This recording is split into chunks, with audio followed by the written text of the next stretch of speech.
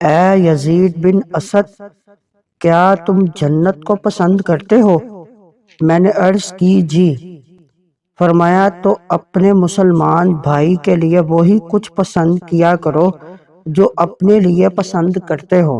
یہ سارے امور اپنے مسلمان بھائی کے لیے بھی پسند کرے تو کامل مومن اور جنت کا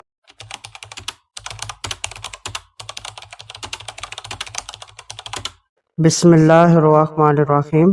آج کا ہمارا ٹاپک مسلمان کی خیر خواہی جنت کے حاصل ہونے کا ذریعہ۔ حضرت یزید بن اسد رضی اللہ تعالیٰ عنہ نے بیان کیا کہ حضور نبی اکرم صلی اللہ علیہ وسلم نے مجھ سے فرمایا، یا یزید ابن اسد اتحب الجنہ؟ قلت نعم، قال فاحب لأخیک المسلم ما تحب لنفسک۔ اے یزید بن اسد، کیا تم جنت کو پسند کرتے ہو؟ میں نے عرض کی جی۔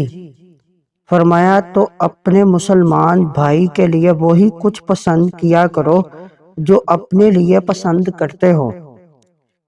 یہ حدیث مبارک مختصر الفاظ پر مشتمل ہے، لیکن اس میں بہت سے معنی اور مطالب کو بیان کر دیا گیا۔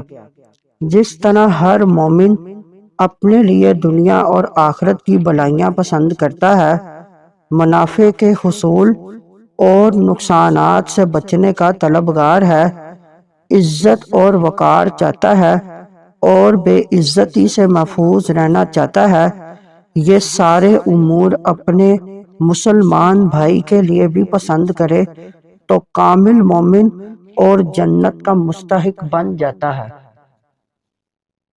مزید معلومات کے لیے ہمارے چینل کو لائک اینڈ سبسکرائب کریں۔